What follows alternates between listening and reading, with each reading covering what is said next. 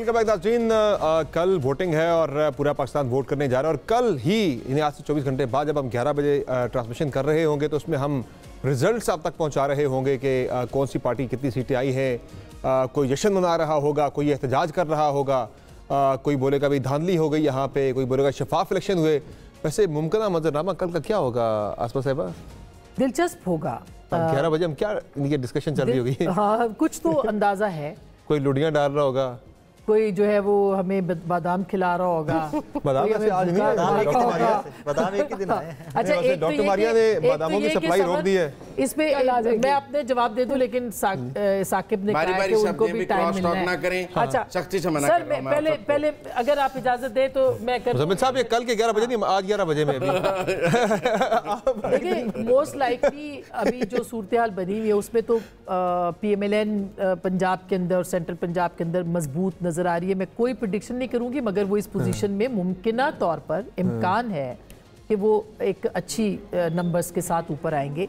और पाकिस्तान तहरीक इंसाफ के बहुत सारे लोग नंबर्स भी दे रहे हैं कि 35 से 40 हैं या जो भी हैं, लेकिन असल में पाकिस्तान तहरीक इंसाफ का इलेक्शन के बाद इम्तिहान शुरू होगा और ये इम्तिहान उनकी बका का इम्तिहान होगा। इलेक्शन तो वो फ्री एंड फेयर उस तरह के नहीं है कि हम कहें कि वो उनको लड़ने के लिए पूरी इजाज़त मिली है। अगर हम नहीं कहेंगे तो मेरे ख्याल ज़्यादती होगी। उनके लिए लेवल प्लेइंग फील्ड दस्तयाब नहीं थी। बल्कि हो सकता है ये बात भी अपनी जगह पे दुरुस्त है कि हम इसको कंपैरिजन करें 2018 के साथ कि 2000 जैसे अभी अदालत खुली हुई है, वो कह रहे हैं राजा साहब को आप लेके आए, तो हम ब्रेक में भी यही बात कर रहे थे कि वो भी एक सिनेरियो था जिसमें कि हनीफ अब्बासी साहब को रात को सज़ा सुनाई गई थी अदालत खोल के। इंटरव्यूज़ बैन हो रहे थे। मेरा पहला इंटरव्यू मियां नवाज शरीफ के साथ बैन किया गया था उस ज़माने में 2018 में। डायरेक्ट कॉल किया गया था कि आप ये नहीं चलाएंगे।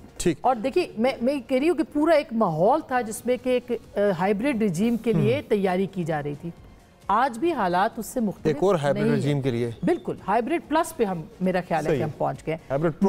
ना वो दुरुस्त था ना ये दुरुस्त है। तो अब एक मजबूत जमहूरियत के लिए कल अल्लाह करे इस वक्त जो भी सिनेरियो हो उसमें कम से कम लोगों को लेवल प्लेइंग फील्ड पॉलिटिकल उसमें और पार्लिमानी सिस्टम कल क्या मंजरनामा होगा 11 बजे का? मुमकिन हम क्या डिस्कस कर रहे होंगे? बात कर रहे हैं कि गेम चेंजर सिर्फ ये हो सकता है कि अगर टर्न आउट बहुत ही आउट ऑफ एक्सपेक्टेशन हो, बहुत अच्छा बहुत बेहतर हो। 50-55 तो पिछली दफा भी था, हमने पहले भी डिस्कस किया है। इससे बेहतर होना चाहिए। सिर्फ उस केस में जो प्रिडिक्टेबल है वो नहीं होगा, प्रिडिक्टेबल को डिफाई किया जा सकता है। तो ये सब लोगों के ही हाथ में है और बस इसमें सबसे बड़ा डिसाइसिव फैक्टर यही होगा कि अमन अमान की सूरत हाल खैर से रहे और लोग भी अपने ऊपर कोई थ्रेट फील ना करें, या जैसे आज भी कुछ ऐसे हमने वाकयात देखे हैं नाखुशगवार, उस चीज़ का भी अपने ऊपर इम्पैक्ट ना लें। ये बड़ा ज़रूरी है। और ये सही बात है, जैसे एक डिसइंफॉर्मेशन की इतनी बड़ी कैंपेन हमने I am so very glad कि बस्ट की है अभी से पहले वाले सेगमेंट में। इस तरह की चीज़ों से भी हम गुरेज करें, उसको खुद अपने तौर पर फैक्ट चेक करें, क्योंकि ये भी चीज़ें आपको पता है लोगों के मोराल को और उनको इम्पैक्ट कर सकती है। क्या 11 बजे चुके मुज़म्मिल साहब ज़्यादा बोल रहे होंगे तो मैं जरा इस जाने पहले जाता हूं, फिर बाद में इनकी तरफ आऊंगा। मैं आप डॉक्टर मारिया लास्ट 11 बजे ज़्यादा बोलेंगे ना, इसलिए मैं कह रहा हूं वो कल 11 बजे ज़्यादा बोल रहे होंगे। तो डॉक्टर मारिया एक सेकंड, 11 बजे ज्यादा बोल रहे होंगे या ज्यादा चहक रहे होंगे? बोल रहे होंगे या चहक रहे होंगे? वोटर टर्नआउट बताएगा। लुड़िया तो नहीं डाल रहे होंगे। हो सकता है, क्वाइट पॉसिबल के डाल रहे हो। But I agree with Asma के इस वक्त जो सिचुएशन नज़र आ रही है कम से कम पंजाब की हद तक तो बहुत स्ट्रॉन्ग लग रही है पाकिस्तान मुस्लिम लीग नवाज। एंड अगेन वही वाली बात कि अगर वोटर टर्नआउट ज़्यादा हो जाता है तो मे बी कुछ सरप्राइजेज जो हैं वो मिल जाएँ। लेकिन रिमेन्स टू बी सीन किस तरह की है। जिस किस्म की यहाँ पे इस वक्त डिसइंफॉर्मेशन कैंपेन चल रही है उससे ठीक है, बिल्कुल उस पर लीगली स्पीकिंग कोई फ़र्क नहीं पड़ता, जैसे अभी मुज़म्मिल साहब ने बड़ी राइटफुली पॉइंट आउट किया था, फिर बैरिस्टर गौहर ने भी कहा था। बट वोटर का जो सेंटिमेंट है वो बहुत बुरी तरह अफेक्ट होता है, वही सोच सकता है। ना बोल के भी बोल रहे हैं मुज़म्मिल साहब, ना बोल कर भी ना बोल कर भी बोल रहे हैं मेरे एनालिसिस में। बट जो भी हो, I hope it's good for this country. And summer, मुझे तो लगता है कि कल आई थिंक सियासी जमातों से ज़्यादा इम्तिहान वोटर का है, क्योंकि इस दफ़ा everybody is eyeing on voter turnout कि वोटर टर्नआउट क्या होगा वो कल के नताइज का रुख बताएगा कि नताइज किस तरफ जा रहे हैं, कौन सी पार्टी लीड कर रही है। तो आई थिंक पॉलिटिकल पार्टीज ने जो करना था वो कल तक कर चुके, जलसे जुलूस और आज भी जो फ़ोन के ऊपर एंड ऑल दैट जितना मोटिवेट वो कर सकते थे कर चुके। कल पाकिस्तानियों का इम्तिहान 25 करोड़ के करीब जो पॉपुलेशन है पाकिस्तान की, कल उनका इम्तिहान है। रजिस्टर्ड वोटर जो 12 करोड़ से ज़्यादा है उनका इम्तिहान है। सबसे बड़ा इम्तिहान 2.5 करोड़ वोटर जो नया रजिस्टर हुआ है उसका है, क्योंकि वो पहली दफ़ा वोट करने जा रहे हैं। तो उन्होंने रुख का तयन करना है कि अगले 5 साल कौन हुकूमत करेगा, क्या पॉलिसीज़ होंगी।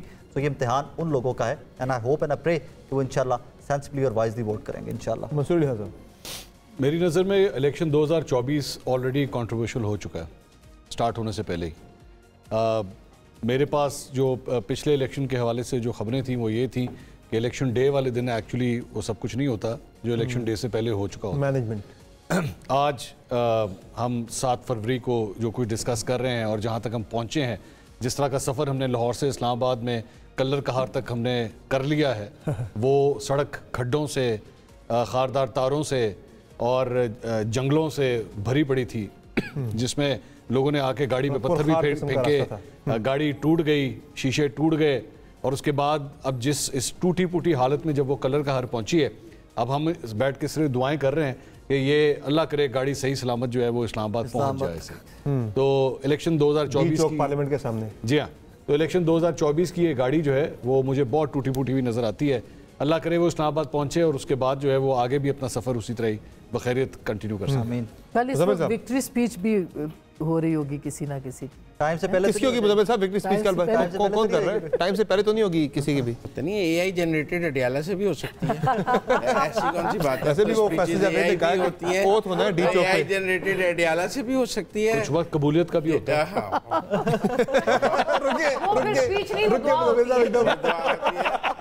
लेकिन जो भी जीतेगा,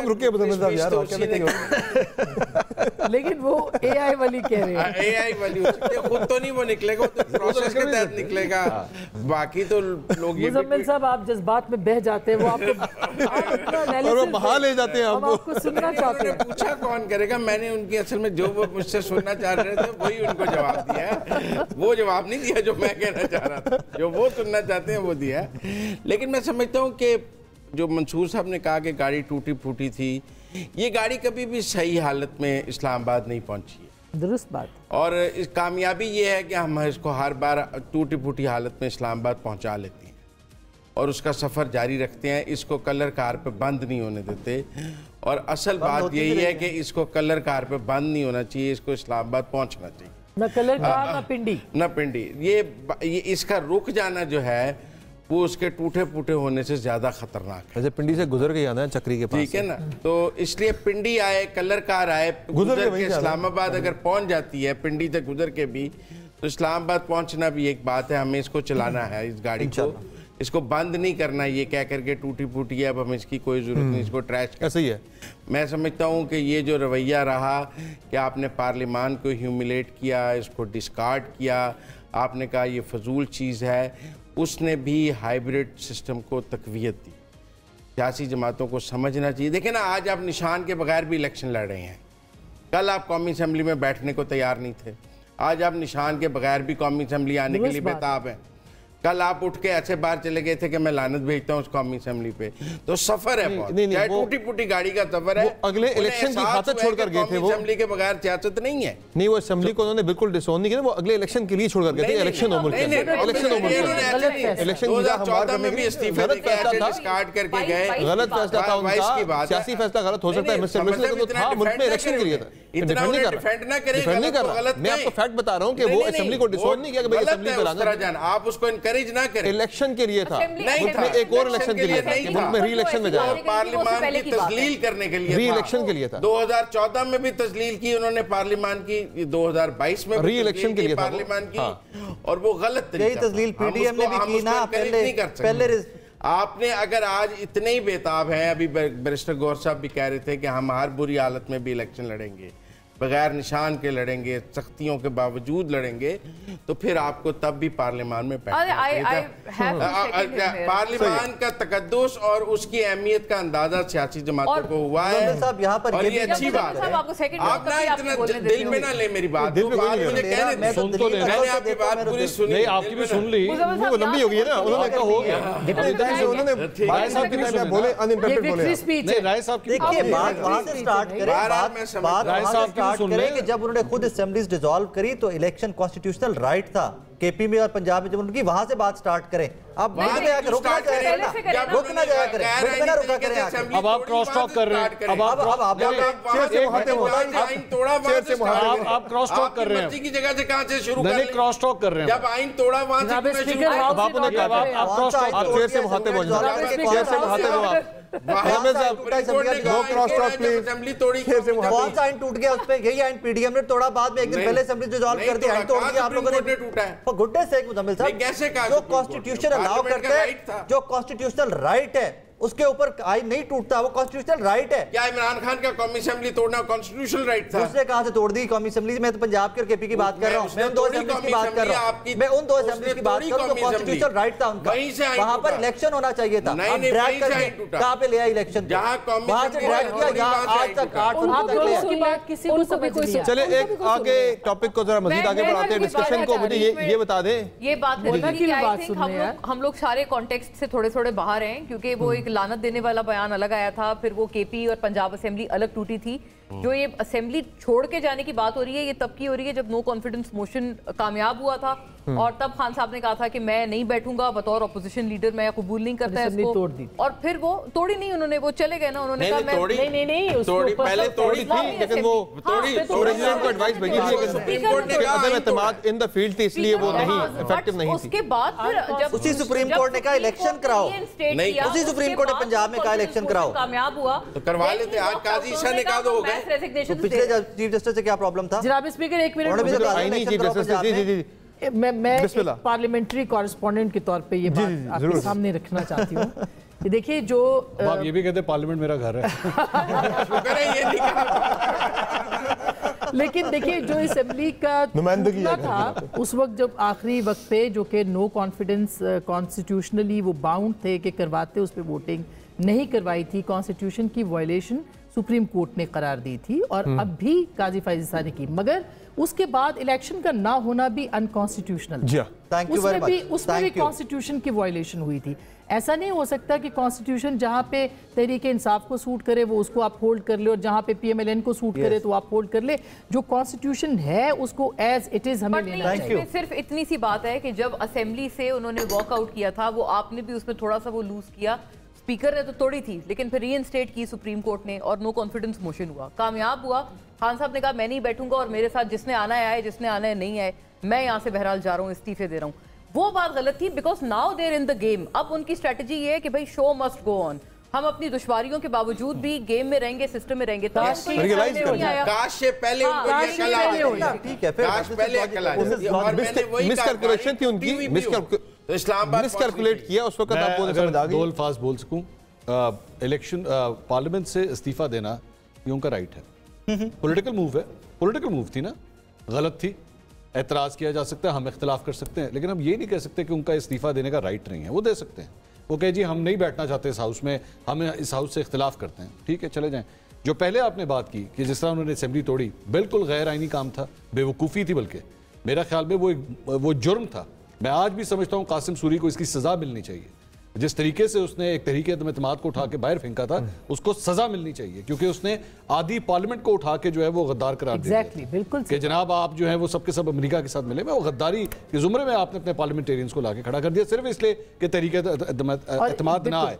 लेकिन उसके बाद पंजाब और केपी की भी एक पॉलिटिकल मूव थी, लेकिन आप मानेंगे इस बात को, आप अच्छी तरह जानते हैं कि नहीं करवाने थे इलेक्शंस, डिलिबरेटली नहीं करवाने थे, आइन कह रहा था, किताब कह रही थी, सुप्रीम कोर्ट कह रहा था, लेकिन नहीं करवाया गया, क्योंकि फैसला कहीं पे हो चुका था कि यहाँ पे इलेक्शन नहीं होने देने, चाहे जो मर्जी हो। इलेक्शन होंगे तो बराबर होंगे। अगर आपकी आइन में लिखा है, किताब में लिखा है कि इलेक्शन जो है वो प्रोविंशियल और कौमी असेंबली के हर सूरत ही एक इकट्ठे होने। अच्छा चले, मैं आज एक बात करता हूँ, आज मिसाल के तौर पर, आज ये कल इलेक्शन होने जा रहे हैं, आज से 1 साल के बाद पाकिस्तान तहरीक इंसाफ की केपी में गवर्नमेंट बन जाती है, वो 1 साल के बाद उस असेंबली को तोड़ देते हैं, तो आप 4 साल इंतजार करेंगे, आप 4 साल इंतजार करेंगे कि अगले जनरल इलेक्शन जब होंगे तो फिर केपी के असेंबली के दोबारा इलेक्शन होंगे? नहीं, आपको दोबारा इलेक्शन करवाना पड़ेगा। ये बात सही है जो मंसूर कह रहे हैं, लेकिन आपको याद होगा कि अतर मोहल्ला साहब ने अपने फैसले में लिखा था कि सूबाई असेंबलियों के तोड़ने की रीजन को डिस्कस होना चाहिए।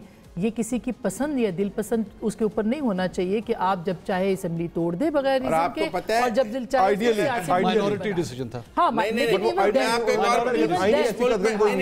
आपको एक और मिसाल देता हूँ। इस मुल्क में 58(2)B के तहत प्रेसिडेंट के पास पार्लियामेंट तोड़ने का अख्तियार था, हुकूमत तोड़ने का अख्तियार था।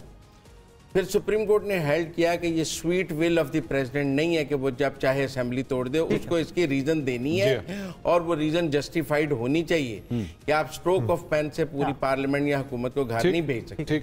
Same is the case here.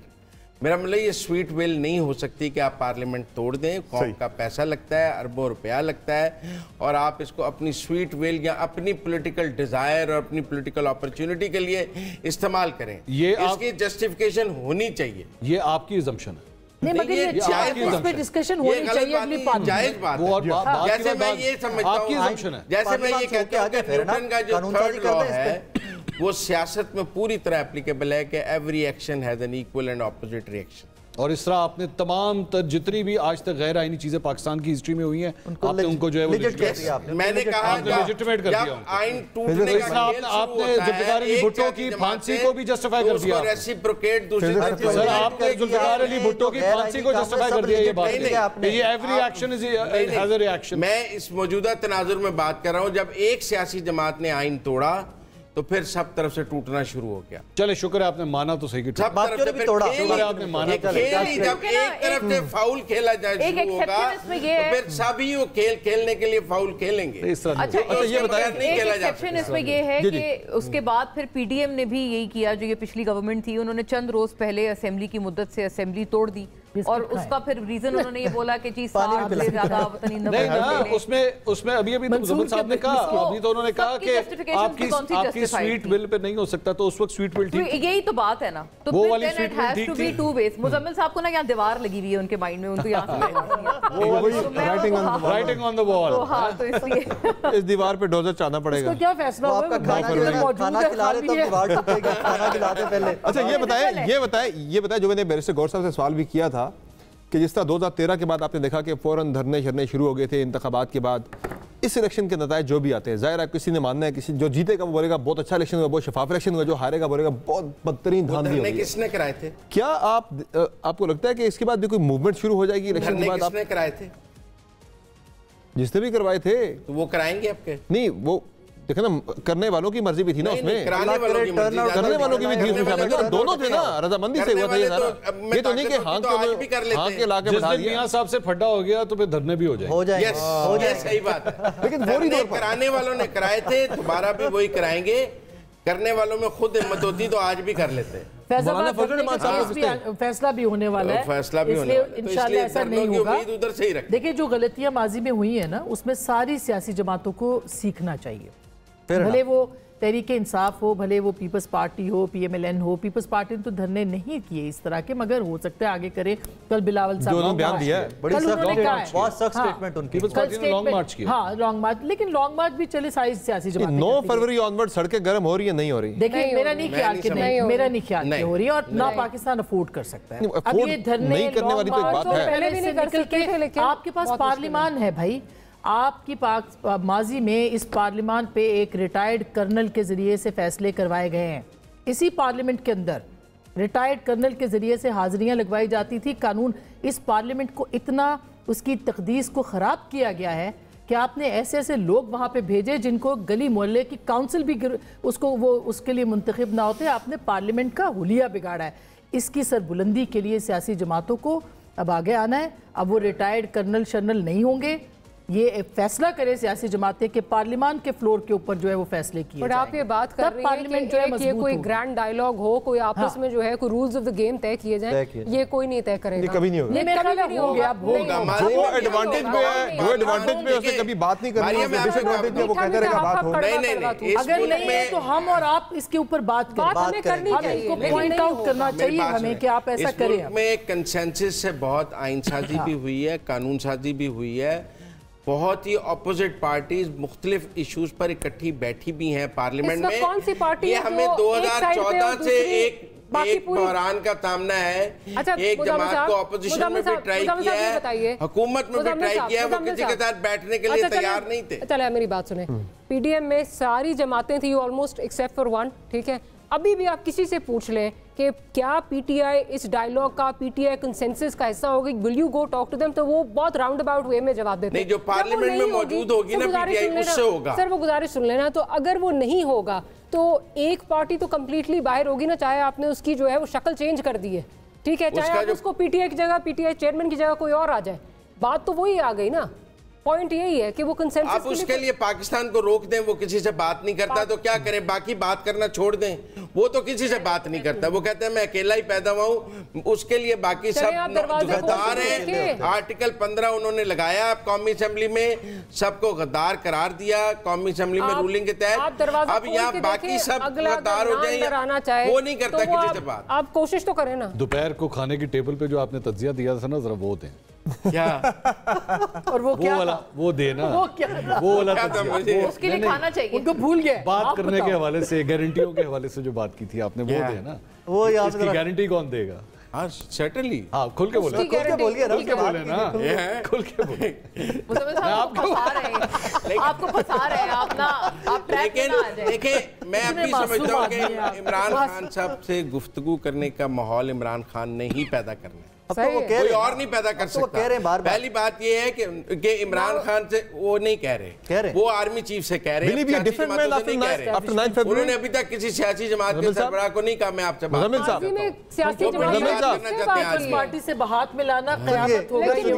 But असल सवाल यह है कि will he be a different man after 9 फरवरी? बहुत दफा की है मुज़म्मिल साहब, ये अच्छा सवाल। 9 फरवरी के बाद, 9 फरवरी के बाद खान साहब आपको लगता है कि बिल्कुल बदल जाएंगे? Will he be a different man? Muzammil साहब चार्टर ऑफ डेमोक्रेसी की मिसाल दीजिए ना, चार्टर ऑफ डेमोक्रेसी भी सियासी जमातों में। मेरा ख्याल है जो खान साहब के हाथ में एक वाइल्ड कार्ड था वो 8 फरवरी को खत्म हो जाएगा, नहीं वो अपनी इंपॉर्टेंस खो देंगे। ये 8 फरवरी उनका इलेक्शन एक वाइल्ड कार्ड था। आप ये कह रहे हैं, सब बात कर रहे हैं कि कल वोटर टर्नआउट बढ़ जाएगा, he might win the game, वो विक्टोरियस आ जाए। मैं मुजम्मिल साहब की बात से एग्री करता हूं। शुक्र है आप वो नहीं बदलेंगे। ये जो वाइल्ड कार्ड था उनके हाथ में, मैंने तो इस पे लिखा भी है। एक तो वो मुझे लग रहा है वो बदलेंगे नहीं, और दूसरी बात ये कि ये जो एक बबल अप हुआ है ना इस वक्त, क्योंकि जाहिर बात है 8 फरवरी को आप फोकस कर रहे हैं, जब आपको नजर आ जाएगा कि अब ये सेटअप 5 साल के लिए आ गया है, और दूसरी बात ये कि इस मर्तबा कोई ऐसी ताकत नहीं है जो आपको धरना देने के लिए सपोर्ट करेगी, तो you don't have anything to sell then. और जो हमने खासतौर पे जो 3 सजाएं देखी एक हफ्ते के अंदर जो खान साहब को दी गई, एक भी आदमी जो है वो एहतजाज के लिए बाहर नहीं आया।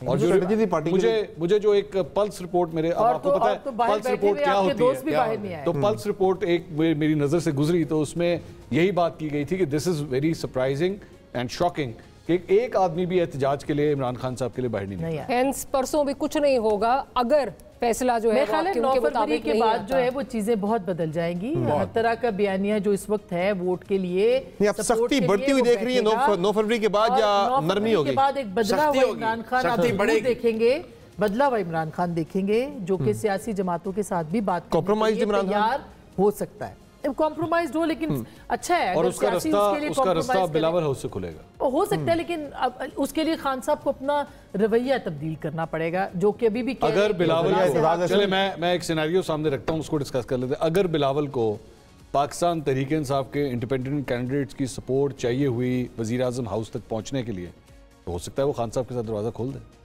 थ्रू एतजाज हसन, लतीफ खोसा, थ्रू मेनी अदर्स। लेकिन ये इसके इम्कानात यूं कम है, क्योंकि आप ज़हन में रखिएगा कि अपनी पूरी कैंपेन में उनका पहला prime focus actually Nawaz Sharif रहे।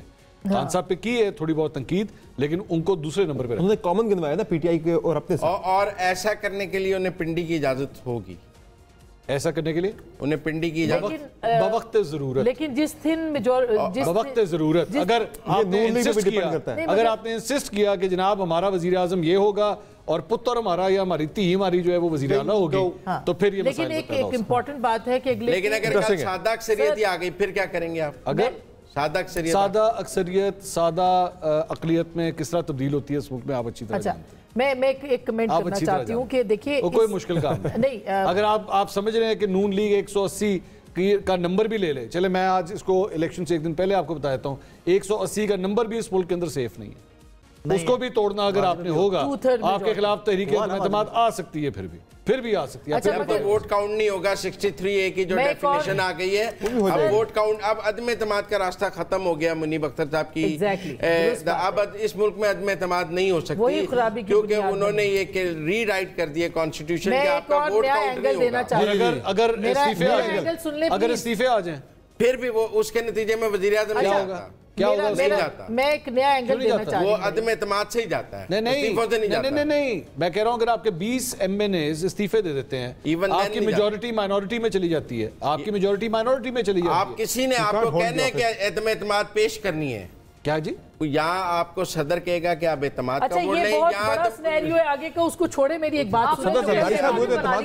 जो कल के बाद हो सकता है मुमकिना तौर पर देखिए 3 दिन के अंदर जब आपकी कंफर्मेशन होगी, आपको पार्टी का फैसला करना 72 घंटे के अंदर, 72 घंटों में। लेकिन अगर आप ना भी करें तो कोई फर्क नहीं पड़ता, फिर आप इंडिपेंडेंट रहेंगे ना, फिर आप इंडिपेंडेंट। मेरी आवाज आपकी तरह नहीं ऊंची हो सकती प्लीज। तो आर्टिकल 51 जो है वो ये कहता है कि आपको अगले 72 घंटों में फैसला करना है। इन 72 घंटों में तहरीक इंसाफ की अगर 40 नशिस्तें 50 भी आ जाती हैं, चले 100 भी आ जाती हैं, कितने लोग हैं जो कि तहरीक इंसाफ के साथ खड़े होंगे अगर वो किसी सियासी जमात के साथ नहीं जाते, जो कि मोस्ट लाइकली वो बात कर रहे हैं इस वक्त राजा नासिर अब्बास साहब से, मजलिस वादत से, उन्होंने कहा कोई फाइनल नहीं है अभी किसी भी जमात, सुन्नी इत्तेहाद की उनके पास ऑप्शन मौजूद है, जमात इस्लामी की ऑप्शंस भी मौजूद है, मगर मुझे नहीं लगता कि मजलिस वादत के साथ वो जाएंगे। उसकी वजह ये है कि उनका एक बहुत बड़ा फनेटिक वोटर है खैबर पख्तूनख्वा के अंदर, और पाकिस्तान तहरीक इंसाफ के लिए बड़ा मसला है सुन्नी इत्तेहाद हो या मजलिस वादत हो कि वो उसके ऊपर चले जाए। अगर वो जाते हैं तो ये एक और विन होगी उनके मुखालिफिन की, अगर देखा जाए तो। एनीवे, तो 72 घंटों में पाकिस्तान तहरीक इंसाफ अगर जीत के जो भी सीटें लेके आएगी, कितनी साथ रहेगी, आजाद रह सकते हैं, आजाद रह के अपना ग्रुप बना सकते। मैं ये कह रहा हूँ, हाँ, तो इसमें it's not a big deal. नहीं, उसकी बात नहीं मैं कर रही, मैं कह रही हूँ कि सिनेरियो ये कि अगले 72 घंटों में फैसला हो जाएगा कि तहरीक इंसाफ की स्ट्रेंथ क्या रह जाए। लेकिन मैं सिर्फ ये कह रहा हूँ, ये तासुर नहीं जाना चाहिए कि जैसे इनके ऊपर ये जरूरी है कि इन्होंने किसी सियासी जमात को ज्वाइन किया। वो आजाद रह सकते हैं, मगर मोस्टली कहा मुमकिन तौर पर जिस तरह आप बात कर रहे थे कि पाकिस्तान के अंदर हर चीज मुमकिन हो सकती है, एक बड़ा नंबर जो है वो पाकिस्तान तहरीक इंसाफ के साथ नहीं भी रह सकता। उन्हें पार्टी डिसिप्लिन में लाने के लिए जो है पार्लिमानी लीडर के डिसिप्लिन में लाने के लिए शायद वो किसी पार्टी को ज्वाइन कर लें, इंडिपेंडेंट ना। ये बात है 63 तो ये कल रात को इस वक्त तक हम ये बात कर रहे हैं। 63 का चक्कर एक ब्रेक के बाद आगे कर लें, अगर ब्रेक के बाद आगे इसको रिजर्व रखते हैं जी, आपके कमेंट को। ये कमेंट जो है इसे रिजर्व रखते हैं, मोना आलम का ब्रेक के बाद आके इस पे बात करेंगे। हमारे साथ रहिए।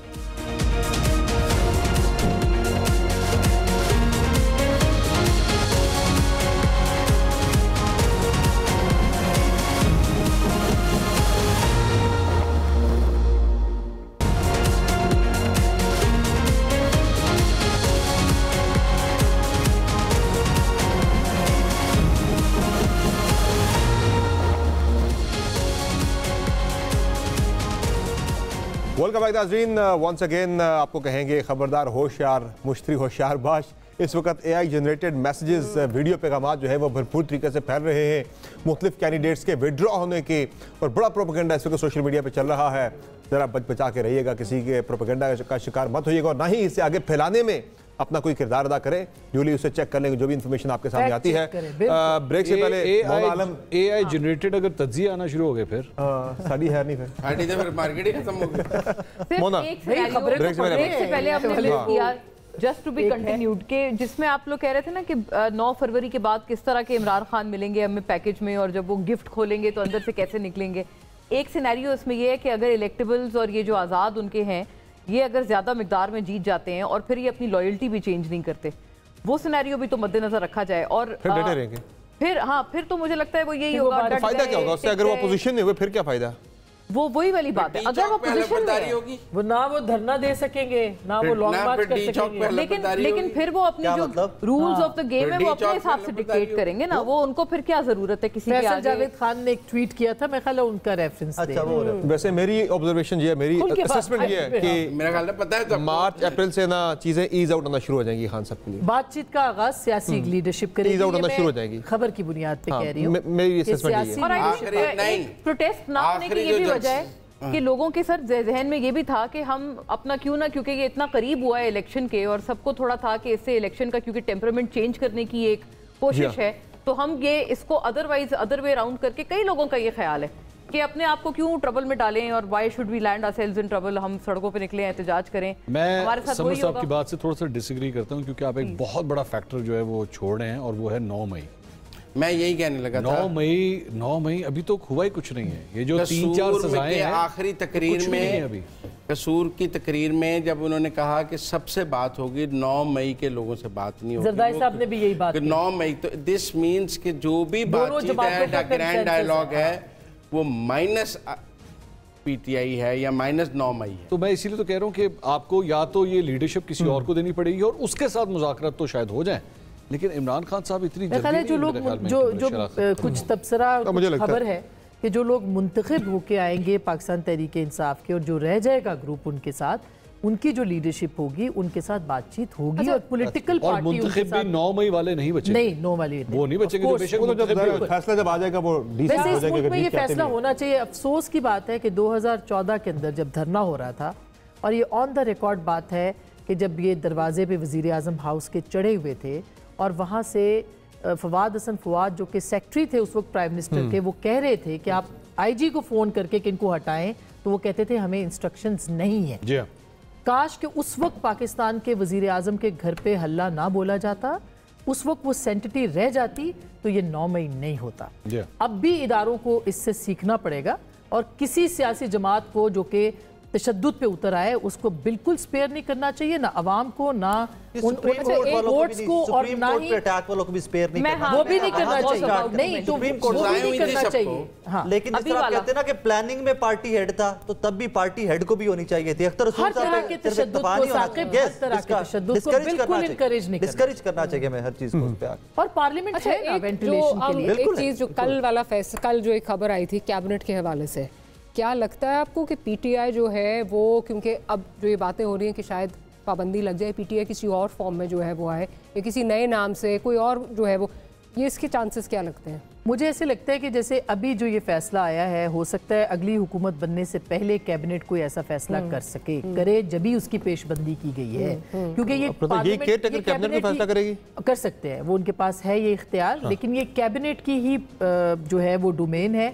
और कैबिनेट का ये फैसला भी आना जो परसों आया है, ये इस बात को अलार्मिंग है ये कि वो आगे जाके ये रेकमेंड कर दे, क्योंकि किसी सियासी जमात पे नहीं हो रही, जी, जो कानूनन जो कोई सियासी जमात पे पाबंदी कैबिनेट के फैसले के बाद ही लग सकती है, और सियासी हुकूमत कोई ऐसा फैसला नहीं करेगी आने वाली। और मुझे ये भी लगता है कि इन इलेक्शंस के बाद जो है सोशल मीडिया के हवाले से भी कोई बड़ा क्रैकडाउन होगा, ये मुझे फील होता है, क्योंकि अभी तक जो है वो मौजूदा निगरान सेटअप के ऊपर इस बात का बहुत प्रेशर था कि जी आप लोगों की जो ज़बान है वो बंद ना करें, बोलने दें। इलेक्शन है मुल्क में, इलेक्शन है, बोलने दें जिसने भी बोलना है। और इसमें हमने बहुत से लोगों को देखा कि वो किस हद तक गए भी, लेकिन जैसे ही वंस ये इलेक्शंस हो गए, एक नई गवर्नमेंट आ गई, क्योंकि हमेशा ज़हन में रखिए कि किसी भी इलेक्टेड गवर्नमेंट का जो पहला साल होता है वो सबसे उसका अच्छा साल होता है, उसमें नई नई इलेक्ट होकर आई होती है, वो बड़े बड़े फैसले कर सकती है, कोई कुछ नहीं, आहिस्ता आहिस्ता उसकी पावर इरोड होना शुरू होती है जैसे जैसे वो अगले इलेक्शन की तरफ जाती है। तो आपने अगर ये मुश्किल फैसले करने भी होंगे सोशल मीडिया के हवाले से, क्योंकि मैं खुद एक बहुत बड़ा सोशल मीडिया का मतलब यूज़र हूँ, मैं उस पर मौजूद हूँ, मैंने खुद ये फील किया है कि इसको रेगुलराइज करने की ज़रूरत है। और ये मतलब वहाँ पे फ्री फॉर ऑल चल रहा है, जिसका जो दिल करता है, जो मर्जी चाहे आप लिख दें, चेक एंड बैलेंस कोई नहीं है। और हम सब तो विक्टिम भी है इस चीज के, हम सब इसके विक्टिम भी हैं। लेकिन ये चीज होनी चाहिए कि इस रेगुलेशन के नाम पे जो है ना स्ट्रैंगुलेशन नहीं होनी चाहिए। आपके लीडर है, मैं छोटा सा जुमला इसमें करूंगी, लेकिन हम इस बात की भी इजाजत नहीं देंगे कि इसकी आड़ में जो फेक न्यूज और प्रोपेगेंडा फैलाते हैं, उनकी आड़ में आज़ादी सहाफत को कर्ब किया जाए, उसको पाबंदी की जाए, बस एक जुमला है। रेगुलेशन के नाम पे स्ट्रैंगुलेशन नहीं होनी चाहिए। बात आप कह रहे थे, उसका एक सिग्नल ये भी है कि काजी फायज ईसा साहब ने वो जो नोटिस थे वो विड्रॉ नहीं किए, और इलेक्शन के बाद की हाँ, डेट डाल दी, टू बी कंटिन्यूड उसको किया, जबकि सबका ख्याल था कि वो विड्रॉ हो जाएंगे और वो हो जाएंगे। उन्होंने विड्रॉ नहीं किए और वो अपनी जगह स्टैंड करते हैं, और बल्कि सिर्फ इलेक्शन के बाद की डेट। हैविंग सेड दैट, उस लिस्ट के अंदर बहुत से जेन्युइन सहाफियों के नाम शामिल हैं, बिल्कुल, जो कि नाइंसाफी है, उनको जिस तरह एफआई नोटिस किए वो तो उसमें से कुछ गलत भी हैं, बिल्कुल, और हमें उसको क्लियर करना चाहिए। और ये आपस में मिक्स करके ना, मिक्स करके गिल्टी को जो है वो नॉट गिल्टी के साथ मिक्सअप नहीं करना चाहिए। सहूलतकारों को फैसिलिटेट किया गया है जेन्युइन और क्रेडिबल जर्नलिस्टों को मिलाइन करने के लिए। और ये वही वाली बात मजीद इससे रीइंफोर्स होती है जो भी आसमा भी कह रही थी कि उसकी आड़ में आप जो जेन्युइन एक फ्रीडम ऑफ एक्सप्रेशन है उसको आप लोग ना सप्रेस कर दें या उसको खत्म ना कर दें। वही चीज हमें उसमें भी नजर आई है कि बदतरीन गालियां देने वाले लोग और सिर्फ फैसले के ऊपर अच्छे अल्फाज में क्रिटिसाइज करने वालों को आपने एक अगर जुमरे में डाल दिया है तो this of course is uncalled. और इसी से रिलेटेड अभी पाकिस्तान तहरीक इंसाफ की जो बात हो रही थी, I am going to name that party. Social media का जहाँ पे ये लोग इतना वो करते हैं कि जी हमारी सबसे बड़ी ग्रिप है, बड़ा ज़बरदस्त हमने इस्तेमाल किया, इसका सबसे गलत इस्तेमाल भी आपने ही किया है। सोशल मीडिया के ऊपर ख़वातीन के हवाले से जिस तरह उनको टारगेट किया गया, हैशटैग्स के हवाले से, ट्रेंडिंग्स के हवाले से, फेक न्यूज़ के हवाले से, फेक पिक्चर्स के हवाले से, गलत प्रोपेगेंडा के हवाले से, इसमें पाकिस्तान तहरीक इंसाफ का कोई सानी नहीं है। And I am going to name them, मैं भी उनका नाम लूँगा। तो आज वो जिन मुश्किलात का शिकार हैं उनमें उनकी सोशल मीडिया की ये वाली जो एक्सपर्टीज है उसका ज्यादा रोल है। मैं समझता हूँ आज 9 मई आज जो कुछ पीटीआई के साथ हो रहा है इसमें इनकी सोशल मीडिया टीम सबसे बड़ी कसूरवार जिम्मेदार है, सबसे बड़ी कसूरवार। इन्होंने वो हरकतें की हैं, वो घटियापन किया है। मुझे बुरा लग रहा है कि मैं मेन स्ट्रीम मीडिया पे ऐसे अल्फाज इस्तेमाल कर रहा हूँ, लेकिन अगर इमरान खान साहब की वो जो तब्दीली की बात हो रही थी, ये आपको तब्दील करना पड़ेगा। ये काम नहीं चलेगा कि आप जो खातून आपको पसंद ना हो, जो सहाफ़ी आपको पसंद ना हो, जो आपसे हरीफ आपका सियासतदान आपको पसंद ना हो, आप उसकी ऑर्डर लगाएं अपनी सोशल मीडिया टीम को और उसकी करेक्टर एसोसिएशन आप शुरू कर दें। ये किसी सूरत काबिल कबूल नहीं है। आपका इख्तिलाफ हो सकता है, 100 दफा करें। ये गालम गलूज का जो कल्चर, अब आप देखें ना लंदन में जैसे चलिए ये डिबेट कहीं और निकल गई है, जरा कहीं और निकल गई डिबेट, जरा let's make it back to the election. उन्होंने ये जो ट्रेनिंग कर दी है कि आप कहीं खड़े होकर भी किसी को गालियां निकालना शुरू कर देने का आपका ये आज़ादी इजहार है, ये आज़ादी इजहार। मेरे ख्याल है कि मैं बहुत अगर ये 90 की दहाई में सोशल मीडिया होता तब तो पता नहीं किसी और पे हम डाल रहे होते कि वो इसके मुज्जत पे बानी थे। एवोल्यूशन हो रहा है, इर्तिका का अमल है, बिल्कुल ऐसा ही है। और इसमें हमें ये भी देखना पड़ेगा सियासी जमात कौन है, प्रेशर ग्रुप कौन सा है, फैशिस्ट पार्टी कौन सी है। जब भी ये नतारा होगा तो एक क्लियर पिक्चर सामने आएगी। तो आई थिंक 8 फेब के बाद बहुत कुछ वेंट आउट हो जाएगा, कुछ बेहतरी आएगी, चीजें नॉर्मलाइज होंगी। मुमकिन है एनालिसिस की तरह बात कर लेते हैं। Right, you have to accept के इस किस्म के जो अनासिर पीटीआई के अंदर मौजूद हैं वो आज तक उन्हीं के साथ ही हैं, उनको फारिग नहीं किया गया। You know all the names, आप सब नाम जानते हैं, वो आज तक वैसी ही प्रमोशन पाते हैं पार्टी के अंदर। ये बताइए कि अब मुमकिन अलायंसेस की तरफ हम जरा जाते हैं, क्या बन सकते हैं? इलेक्शन से पहले तो जरा कुछ बन गए, कुछ इलेक्शन के बाद बनने, कल कुछ के लिए भी कुछ छोड़ दो। सबसे सरप्राइजिंग नहीं, वो तो कल पता लग जाएगा। जरा ये इलेक्शन के बाद कौन सी पार्टी किसके करीब आ सकती है? ज्यादा बात तो है, ज्यादा बात होती है पीपल्स पार्टी नून लीग, ज्यादा बात तो थोड़ा सा टाइम चले गुजार लें इसी पे, जो ठंडा कावा पड़ा है उसी पे। मेरा अगर आप इसके अलायंसेस के बारे में बचाए, अगर मैं एक और सवाल, क्योंकि सीनियर जर्नलिस्ट मौजूद हैं, ये इन्होंने बहुत से इलेक्शंस कवर किए हैं, 76 साल से जायद अब हो चुके हैं इस मुल्क को, बहुत इलेक्शंस करवाए, सब कुछ हो गया। आज ये कहा जाता है कि आप गलतियां कर करके सीखते हैं।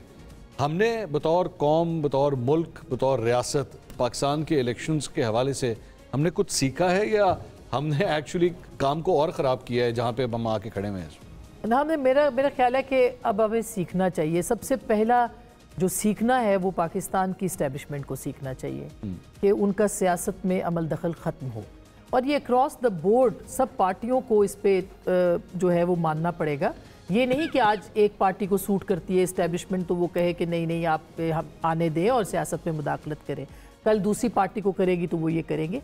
जो पाकिस्तान का आइन है वो ये कहता है कि हर कोई अपने आइनी हुदूद के अंदर रहते हुए काम करे। इसमें ज्यादा जिम्मेदारी सियासी जमातों पे आती है, सियासी जमातों पे भी आती है। वो हमेशा कांधा वही देते दूसरे को गिराने के लिए ना, अपने मुखालिफ को गिराने के लिए हमेशा पावरफुल रही हैं, लाइक इट और नॉट। सियासी जमातों को इस्तेमाल किया जाता रहा है और सियासी जमातें इस्तेमाल हुई हैं, मगर जिसने इस्तेमाल किया है हमें उसको भी पॉइंट आउट करना चाहिए। लेकिन इतनी ऐसा देर नहीं में हो सकता सियासी कि हम जमातों को ये one-sided समझ नहीं बात आई करें। कि उन्होंने इस्तेमाल नहीं होना, एक एक्सपेरिमेंट बार बार होते हुए कभी एक के साथ कभी दूसरे के ये साथ आपको बड़े वसूख से बता रहा हूं। COD भी हो जाते हैं, उसके बाद फिर जो है देखिए जो हाँ, COD बड़े वसूख से देखिए, मैं कहता हूं जो आपको इस मुल्क दावे के से। अंदर सियासी जमातों ने एनआरओज दिए हैं, लिए नहीं है, ये उनके ऊपर इल्जाम लगे हैं कि उन्होंने एनआरओज लिए हैं।